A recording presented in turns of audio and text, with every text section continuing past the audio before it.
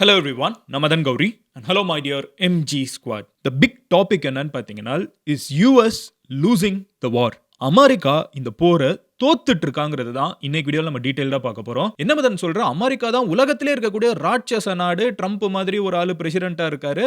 என்ன சொல்கிற, அவங்க எப்படி தோப்பாங்க? ஈரான் வந்து ஒரு சின்ன கண்ட்ரி தானேன்னு யோசிச்சிங்கன்னா, but everything that is happening, நடந்துட்டு இருக்கக்கூடிய எல்லா விஷயங்களும் அமெரிக்கா இதில் பயங்கரமாக பின்னடைஞ்சிட்டு இருக்காங்க. அமெரிக்காவோட ஃப்ரெண்ட்ஸே, அமெரிக்காவோட பார்ட்னர்ஸே வந்து உங்க கூடலாம் இந்த போருக்கு வர முடியாதுன்னு ஓப்பனாக சொல்ல ஆரம்பிச்சிட்டாங்க. அண்ட் நான் சொல்லக்கூடிய பார்ட்னர்ஸ் வந்து சாதாரண கண்ட்ரிஸ் கிடையாது. உலகத்தோட ரொம்ப முக்கியமான கண்ட்ரிஸ், யூகேவா இருக்கட்டும், பிரான்ஸா இருக்கட்டும், ஆஸ்திரேலியாவா இருக்கட்டும், எல்லாருமே அமெரிக்கா வந்து கூப்பிடுறாங்க, வாப்பா நீ வாப்பா சண்டைக்குனா, என்னாலலாம் வர முடியாது சீப்பா அப்படின்னு வந்து ஓப்பனா சொல்ல ஆரம்பிச்சிட்டாங்க. அமெரிக்கால இருக்கக்கூடிய ரொம்ப முக்கியமான ஒரு தளபதி, ஓகேவா, நேஷனல் கவுண்டர் டெரரிசம் சென்டரோட ஹெட், அவரோட பேர் வந்து ஜோசப் கென்ட், டைரக்டர். அவர் வந்து இந்த போருக்கும் நம்மளுக்கும் சம்பந்தமே இல்ல, இஸ்ரேல் உன்னை ஏமாத்தி கூப்பிட்டு போயிட்டான் யா ட்ரம்ப், நீ ஒரு நாள் நல்லா தானே இருந்த, உனக்கு என்ன பைத்தியம் முடிச்சிருச்சு, இது நம்ம போரே கிடையாது, நம்ம இவ்வளவு காசு இழந்துட்டு இருக்கோம், நம்மளோட சோல்ஜர்ஸ் இழந்துட்டு இருக்கோம், என்னோட பொண்டாட்டியும் இந்த மாதிரி ஒரு போருக்கு போய் இறந்து போனவங்களோட ஒரு புருஷனா சொல்றேன், இந்த வழி நம்மளுக்கு தேவையில்லாத ஒரு விஷயம், நீ ஏன் இந்த போர்ல போய் சிக்கிட்டு இருக்க, அமெரிக்கா இந்த போர்ல எப்படி ஜெயிக்க முடியும்னு ஒரு கேள்வியை கேட்டு முடிச்சிருக்காரு. அண்ட் இன்னைக்கு வீடியோல நம்ம டீடைல்டா பார்க்க போறது,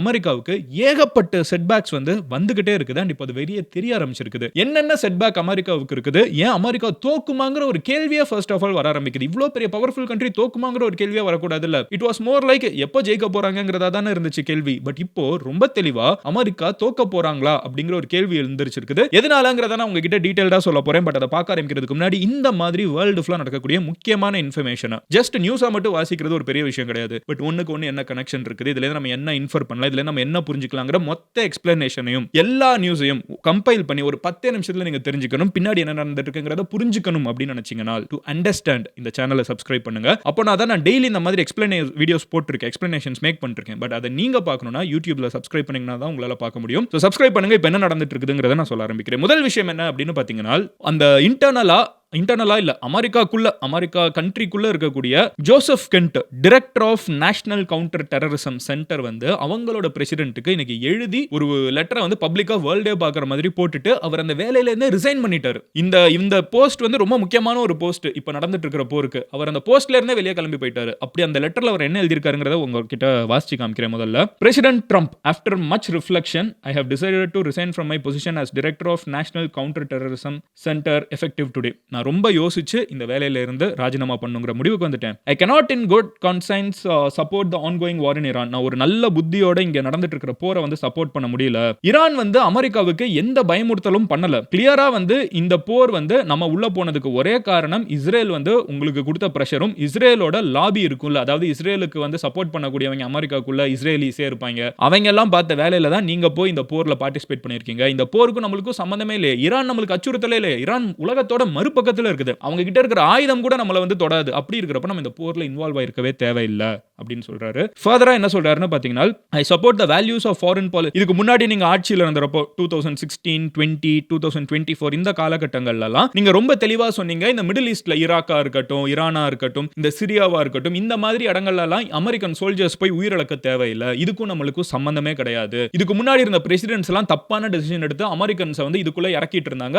அதோட எதிரொலியா நிறைய யங் ஜெனரேஷன்ஸ் அமெரிக்கன்ஸ் வந்து இந்த போர்ல இறந்து போனாங்க. நம்மளுக்கு இந்த போருக்கும் சம்பந்தமே இல்லை, ஆனா நம்ம நாட்டை பாதுகாக்க வேண்டிய அமெரிக்கன் சோல்ஜர்ஸ் வந்து சம்பந்தமே இல்லாம உலகத்துல மறுபக்கத்துல நடந்துட்டு இருக்கிற ஒரு போர்ல இறந்து போயிட்டு இருந்தாங்க. நீங்க இதுக்கெல்லாம் அகைன்ஸ்டா நின்னீங்க, அதனால நான் உங்களை ரொம்ப அப்ரிஷியேட் பண்ணேன். நான் தனிப்பட்ட முறையிலேயே பல போரை பார்த்தவன் அப்படின்னு சொல்றாரு. அவர் என்ன சொல்றாருன்னு பாத்தீங்கன்னா, as a veteran who deployed to combat 11 times, 11 முறை நான் போருக்கு போயிட்டு வந்தவன், அவரை சொல்லிக்கிறாரு. and as a gold star husband, இந்த கோல்டு ஸ்டார் வந்து மனைவி இறந்ததுக்கு அப்புறம் கணவனுக்கு கொடுக்கக்கூடிய ஒரு ரெஸ்பெக்ட் மாதிரி. அந்த கோல்டு ஸ்டார் எப்போ கொடுப்பாங்கன்னு பாத்தீங்கன்னா, மனைவி வந்து ஆன் காம்பேட், போருக்காக அமெரிக்காவுக்கு சர்வ் பண்ணிட்டு இருக்கப்ப இறந்து போனாங்கனால அந்த கோல்டு ஸ்டார்னு ஒன்று கொடுப்பாங்க. அவர் என்ன சொல்றாருன்னா, as a gold star husband, அவங்களோட மனைவி இறந்து போயிருக்காங்க, ஓகேவா, who beloved wife, என்னோட அருமையான மனைவி ஷனான், அவங்க வந்து போருக்காக, இஸ்ரேல் உருவாக்கின போருக்காக ஆல்ரெடி நான் பலியாக்கிட்டேன். அந்த கணவனா இருந்து நான் சொல்றேன், I cannot support sending the next generation to fight and die in a war that serves no benefit to the American people, so nor justifies the cost of American lives. என்னால வந்து என் மனைவியும் நான் இழந்துட்டேன், நான் 11 முறை அமெரிக்காவுக்காக அமெரிக்காவுக்காக சண்டை போட போனவன், என்னால இன்னும் அடுத்த ஜெனரேஷன் அமெரிக்கன் யங்ஸ்டர்ஸையுமே வந்து நம்மளுக்கு சம்பந்தமே இல்லாத ஒரு போர்ல போய் சண்டை போட்டு மாண்டு போகிறதுக்கு என்னால அலோ பண்ண வேணும், என் மனசு வந்து அதை ஏத்துக்க மாட்டேங்குது அப்படின்னு சொல்றாரு. அதுக்கு நடுவில் அவர் என்ன சொல்றாருன்னு பாத்தீங்கன்னா, இது வந்து முழுக்க முழுக்க நீங்க ஆட்சிக்கு வர நேரத்துல வந்து இஸ்ரேலியஸ் இருந்துகிட்டு அமெரிக்கால இருக்கக்கூடிய நிறைய மீடியா எல்லாத்தையும் மேனிபுலேட் பண்ணி அமெரிக்கா ஃபுல்லாவே வந்து இந்த போர் நம்மளோட போர்னு ஒரு ஐடியாவை விதைச்சிட்டு போயிட்டாங்க. அது உண்மை கிடையாது. இதுக்கும் இந்த போருக்கு இந்தியாவுக்கும் ஐ மீன் இந்த போருக்கும் அமெரிக்காவுக்கும் சம்பந்தமே இல்லை. இது இஸ்ரேலுக்கும் ஈரானுக்கும் இருக்கிற போர். ஆனா இந்த இஸ்ரேல்ல இருக்கிறவங்க ஈரானை டைரக்டா அடிக்க முடியாது, ஈரான் மச் பிகர் கண்ட்ரி, அவங்க கிட்ட பெரிய ஆயுதங்கள் இருக்குங்கிற காரணத்தினால அவங்க வந்து அமெரிக்கால இருக்கக்கூடிய மக்களை வந்து இந்த போர் உங்களுக்கான போர் அப்படின்னு ஒரு பிம்பத்தை கிரியேட் பண்றாங்க. இந்த பிம்பத்தை வந்து மீடியால பயங்கரமா கிரியேட் பண்றாங்க. சேட்லி நீங்களும் இந்த இமேஜினரி கான்செப்ட் ஆஃப் அமெரிக்காவுக்கு ஒரு பிரச்சனை இருக்கு ஈரானுங்கிற ஒரு ஐடியால வந்து நீங்க போய் சிக்கிடுறீங்க. இது ஒரு எக்கோ சேம்பர். உண்மையிலேயே ஈரான்னால அமெரிக்காவுக்கு எந்த பிரச்சனையும் கிடையாது. இஸ்ரேல்னால நேரா ஈரான் அடிக்க முடியாதுங்கிறதுனால உங்களை கோர்த்து விட்டு போயிட்டாங்கன்னு அவர் டிக்ளேர் பண்றாரு. என் மனைவியை நான் இழந்துட்டேன், இதுக்கப்புறம் நான் 11 தடவை அமெரிக்காவுக்காக சண்டைக்கு போயிருக்கேன், இதுக்கப்புறம் அடுத்த ஜெனரேஷன் ஆஃப் அமெரிக்கன்ஸ் இதுக்கு இழக்கிறதுக்கு நான் ரெடியா இல்ல அப்படின்னு சொல்லிட்டு ஃபர்தர் என்ன சொல்றாருன்னு பாத்தீங்கன்னா, I pray that you will reflect upon what we are doing in Iran. நீங்க தயவு செஞ்சு யோசிப்பீங்கன்னு நான் வேண்டிக்கிறேன். யாருக்காக இதெல்லாம் பண்ணிட்டு இருக்கோம்னு கொஞ்சம் யோசிக்க ஆரம்பிங்க. Time for bold action is now. ஒரு தைரியமான முடிவு எடுக்கிறதுக்கான நேரம் இது. You cannot reverse course and chart a new path for you can. நீங்க வந்து ஆக்சுவலா நம்ம போயிட்டு இருக்கிற பாதை தப்புன்னு தெரிஞ்சதுனால போற பாதையை நிறுத்திட்டு நம்மளுக்கான ஒரு புது பாதையை உங்களால போட முடியும். இன்னும் நீங்க இதை போக போக தள்ளி போட்டுட்டு இருந்தீங்கனால் நம்மள வந்து தேவையில்லாத போர்ல நம்ம நினைச்சு கூட பார்க்க முடியாத இழப்புகளை வந்து சந்திக்க வேண்டியது இருக்கும். உங்க கையில தான் டிசிஷன் இருக்குது. பேசிக்கா அவர் என்ன சொல்றாருன்னு பாத்தீங்கன்னா, இந்த போரே நம்மளுக்கு தேவையில்லாத போராச்சு, ஏன் அமெரிக்கர்கள் வந்து இறந்து போகணும், ஏன் அமெரிக்கர்கள் இறந்து போகணும் அப்படிங்கிற கேள்வி கேட்டுட்டு கடைசியில உங்க கூட வேலை பார்த்ததெல்லாம் சந்தோஷம் தான், ஆனா நீங்க இப்ப தப்பான பாதையில போயிட்டு இருக்கீங்க, என் மனைவியை நான் இதுக்காக இழந்துட்டேன், நான் 11 தடவை உங்களுக்காக சண்டைக்கு போயிருக்கேன், ஆனா இதை மீறி அமெரிக்கன்ஸுக்காக ஒரு தப்பான ஒரு போர்ல போய் என்னால அடுத்த ஜெனரேஷன் ஆஃப் அமெரிக்கன்ஸையும் இழக்கிறதுக்கு நான் ரெடியா இல்ல, இந்த போர் நம்மளோட போர் இல்ல, நான் இதுல இருந்து வெளியே கிளம்புறேன் அப்படின்னு சொல்லிட்டு அவர் ரிசைன் பண்ணிட்டு ஜோசப் கென்ட் ஓகேவா, சோ அவங்க வந்து கிளம்பி போயிட்டாரு. இப்போ உங்களுக்கு ஒரு முக்கியமான ஒரு கேள்வி இருக்கும், அப்படி என்ன நடந்துருச்சு, எத்தனை பேர் இறந்துட்டாங்க அப்படின்னு ஒரு கேள்வி கேட்டீங்கன்னா, இதுவரைக்கும்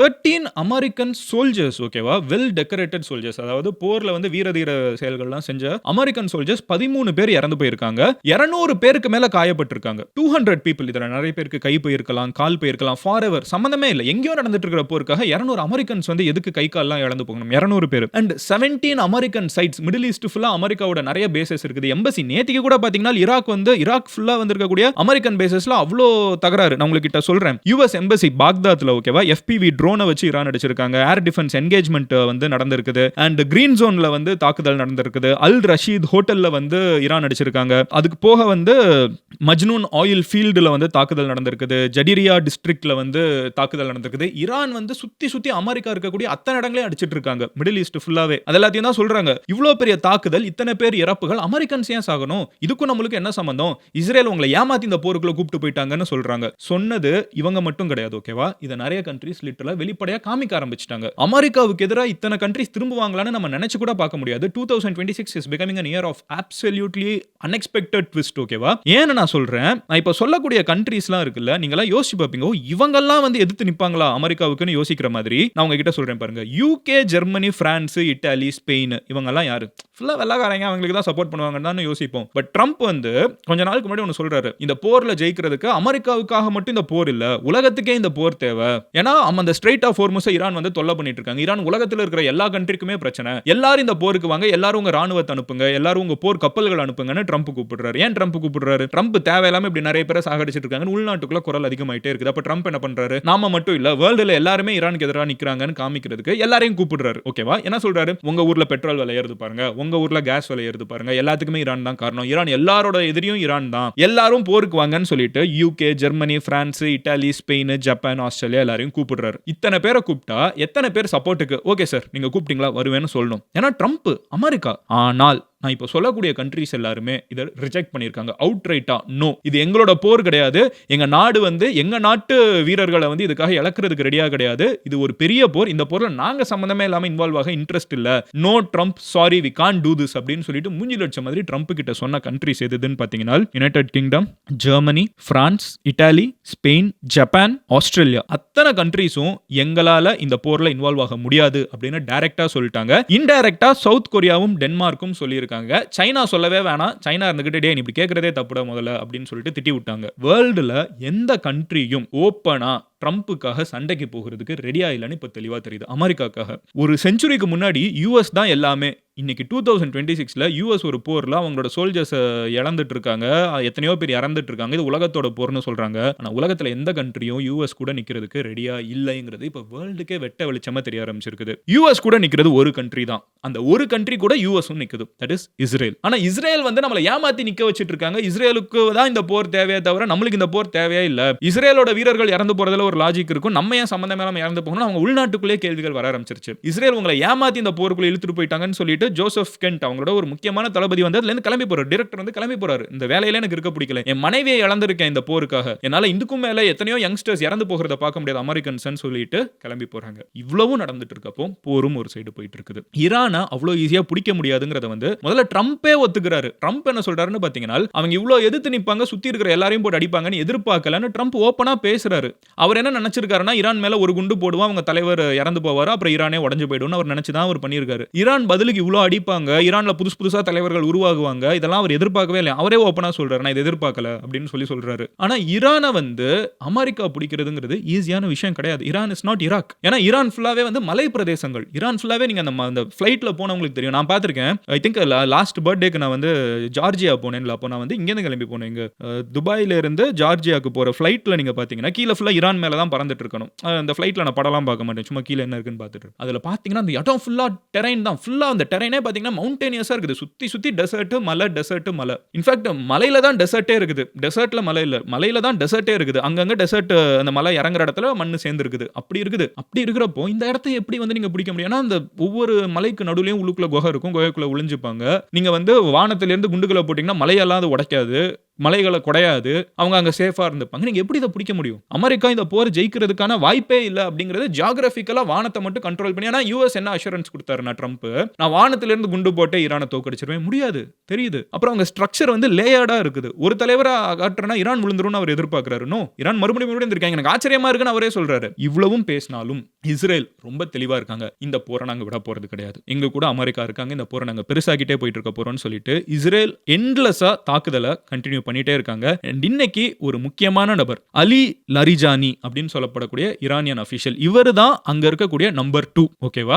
அலி காமினே இருந்தாங்களா, அவங்களுக்கு அடுத்து இந்த அலி லர்ஜானி அப்படிங்கிறவர் தான் இவங்க மொத்த செக்யூரிட்டியோட ஹெட். அவர் வந்து இன்னைக்கு காலையில இறந்துட்டாரு இஸ்ரேல் நடத்தின தாக்குதல்ல. அமெரிக்கா வந்து இவரோட தலைக்கு $10 மில்லியன் அனௌன்ஸ் பண்ணியிருந்தாங்க. பிரஸ் கான்ஃபரன்ஸ்ல இஸ்ரேல் அதை பத்தி ஜோக் அடிக்கிறாங்க. அமெரிக்கா $10 மில்லியன் அனௌன்ஸ் பண்ணாங்க, நாங்க ஃப்ரீயா பண்ணி தந்துட்டோம் அமெரிக்காவுக்கு, நாங்க அவரை முடிச்சிட்டோம் அப்படின்னு. இறப்பு உங்களோட எதிரியா இருந்தாலும் ஒரு ரொம்ப முக்கியமான ஒரு விஷயம். அது ஜோக் பண்ணக்கூடிய விஷயம் கிடையாது. யாரோட உயிரிழப்பும் யாரும் சிரிக்கக்கூடிய விஷயம் கிடையாது. அது எதிரியா இருந்தாலும் சரி, தீவிரவாதியா இருந்தாலே கூட சரி. இறப்புங்கிறது ஒரு உயிர் இந்த உலகத்தை விட்டு போறதை வந்து எப்படி அவங்க ஜோக் அடிக்கிறாங்கன்னு தெரியல. அது வந்து ரொம்ப அது டார்க் ஹியூமர்னு சொல்லிட்டு சில கிரிஞ்சு பசங்க வந்து பண்ற மாதிரி இருக்குது. அது டார்க் ஹியூமர்லாம் கிடையாது. திஸ் இஸ் ஜஸ்ட் இனி மனுஷனே கிடையாது. அந்த மாதிரி இருக்கக்கூடிய ஒரு விஷயமா இருந்துச்சு. ஈரான் மேல இந்த தாக்குதல் கண்டினியூஸா நடந்துகிட்டே இருக்குது. இஸ்ரேல் அதுக்கு பயங்கரமா புஷ் பண்ணிருக்காங்க. அமெரிக்கா இந்த போர்ல ஜெயிக்கிறது கஷ்டம் அப்படின்னு சொல்லிட்டு நிறைய அனாலிஸ்ட் சொல்ல ஆரம்பிச்சிட்டாங்க. பாப்போம் என்ன நடக்குது அப்படின்னு சொல்லிட்டு. இந்தியாவுக்கு என்ன பாதிப்பு அப்படின்னு கேட்டீங்கன்னா இந்த போர்னால நிறைய இருந்துகிட்டு தான் இருக்குது. அதெல்லாம் நம்ம இல்லைன்னு சொல்ல முடியாது. இந்தியாவுக்கு வந்து கேஸ் பிரச்சனை இப்போ வந்துட்டு இருக்குது. பெட்ரோல் டீசல் என்ன ஆகுங்கிற ஒரு பயம் இருக்குது. கண்ட்ரோல் சேஃபா தான் இருக்குது. பட் ஒரு பயத்தை விதைச்சிட்டு இருக்காங்க. ஷேர் மார்க்கெட் விழுந்துட்டு இருக்குது. எத்தனையோ பேரோட சொத்து ஷேர் மார்க்கெட்ல அழிஞ்சிட்டு இருக்குது, என்னையும் சேர்த்து. ஸோ இதெல்லாமே இந்தியாவுக்கு தேவையே இல்லாத பிரச்சனை. வேர்ல்டு ஃபுல்லா எல்லாருக்கும் வந்து இந்த மாதிரி பிரச்சனைகள் இருக்குது. துபாயில வந்து ரியல் எஸ்டேட் மார்க்கெட் கிராஷ் ஆயிட்டு இருக்குது. ஐ திங்க் இதெல்லாம் வந்து 60% டவுன் நம்ம நியூஸ்ல போட்டுட்டு இருந்தாங்க. மிடில் ஈஸ்ட் ஃபுல்லாவே வந்து வாழக்கூடிய இந்தியன்ஸ் 1 கோடி பேர் இருக்காங்க. அவங்களுக்குலாம் பிரச்சனை இருக்குது. இப்படி வேர்ல்டு ஃபுல்லாவே இன்வால்வ் ஆயிட்டு இருக்கப்போ இன்னைக்கு நம்ம நியூஸ்ல என்ன நடந்துட்டு இருக்குங்கிறத பார்க்குறப்போ it is set back for US. அதில் டவுட்டே கிடையாது. But it is a big war. கரெக்டாக ஒரு பெரிய போர். ஒரு நாள் கிடையாது. சில நாட்கள் ஈரான் அப்பர் ஹேண்ட் எடுக்கிற மாதிரி இருக்கும், சில நாள் அமெரிக்கா அப்பர் ஹேண்ட் இருக்கிற மாதிரி இருக்கும். இவ்வளோ நாள் அமெரிக்கா அப்பர் ஹேண்டாக எடுத்துட்டு இருக்க மாதிரி இருந்தாலும் ரீசெண்டாக அதில் கிராக்ஸ் வந்து ஈரானை வந்து உண்மையிலே அமெரிக்கானால தோற்கடிக்க முடியாதுங்கிற மாதிரி ஒரு தோற்றம் இன்னைக்கு உருவாயிருக்குது. பட் இருந்தாலும் அது இன்னைக்கு இருக்கிற தோற்றம் தான். We have to wait and see what is happening. பேன் அவுட்டாக மொத்த இஷ்யூஸாக எப்படி பேன் அவுட் ஆகுதுங்கிறத வெயிட் பண்ணி பார்க்கணும். இதில் முக்கியமாக நம்ம கவனிக்க வேண்டிய விஷயம் என்னன்னு பார்த்தீங்கன்னா அமெரிக்கா ஆயிரக்கணக்கான மெரீன்ஸை வச்சுட்டு உலகத்தோட one of the most elite forces. ஓகேவா? இவங்க ஒரு இடத்துல போனாங்கன்னா அவங்க அந்த இடத்த பிடிச்சிருவாங்க. அந்த மாதிரி இருக்கக்கூடிய ஒரு most elite force American force வந்து மொத்த கப்பலோட ஒரு ஆம்பிபியஸ் கப்பலோட இந்த ட்ரிபோலி நான் ஆல்ரெடி பேசியிருந்தேன். ஒரு 3 days முன்னாடி பார்த்தா உங்களுக்கு தெரிஞ்சிருக்கும். சப்ஸ்கிரைப் பண்ணிடுங்க. அப்போ நான் இந்த எல்லாத்தையும் டெய்லி எக்ஸ்பிளைன் பண்ண முடியாது. ஒரு நாள் பேசுகிறேன், இன்னொரு நாளுக்கு கனெக்டடா இருக்குது. ஏதோ படம் பார்க்குற மாதிரி இருக்குது. எல்லாமே கனெக்டடா போயிட்டு இருக்குது. எனிவே 3 days முன்னாடி சொல்லியிருந்தேன்ல அந்த ஒரு ஆம்பிபியஸ் ஷிப், அந்த ஷிப் வந்து சிங்கப்பூர் வந்துருச்சு. இன்னும் கொஞ்ச நாள்ல மிடில் ஈஸ்ட் போயிடும். அது போனதுக்கு அப்புறம் அமெரிக்கா அப்பர் ஹேண்ட் எடுக்குதா இல்லையாங்கிறத நம்ம பார்க்கணும். ஜென்ரலா ட்ரம்ப் வந்து ஒரு செட்பேக் எடுத்தாருன்னா அவரோட பேரை காப்பாத்திக்கிறதுக்கு ஒரு மிகப்பெரிய தாக்குதலை பதிலுக்கு பண்ணியிருக்காரு. அவரோட ஹிஸ்டரியை நீங்க நீங்கள் எடுத்து பார்த்தீங்கன்னா இந்த கணக்கு சரியாக இருந்துச்சுனால் எனக்கு தெரிஞ்சு நாளைக்கு நான் பேசுகிறப்போ ஈரான் மேலே ஒரு மிகப்பெரிய தாக்குதலை ட்ரம்ப் அவிழ்த்து விட்டுருக்காருங்கிறத நான் சொல்கிறதுக்கான வாய்ப்புகள் அதிகம். ஏன்னா ட்ரம்ப் அப்படி தான் ரியாக்ட் பண்ணியிருக்காரு. இன்றைக்கி நான் மட்டும் இல்லை, வேர்ல்டு ஃபுல்லாகவே மீடியாவில் வந்து ட்ரம்ப் தேவையில்லாத வேலையை பார்த்துட்டாருன்னு சொல்லியிருக்காங்க. அவங்க ஊர்லேயே இருக்கிற டைரக்டர் வந்து ரிசைன் பண்ணிட்டு போகிறாரு, யோ பைத்தியமானின்னு கேட்டு.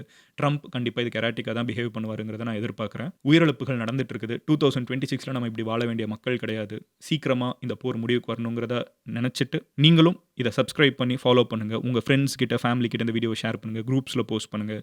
Let's be aware of what's happening around us. நாளைக்கு இன்னொரு வீடியோவில் பார்க்குறேன். Love you all. Take care. Bye. Take care எம்ஜிஸ்.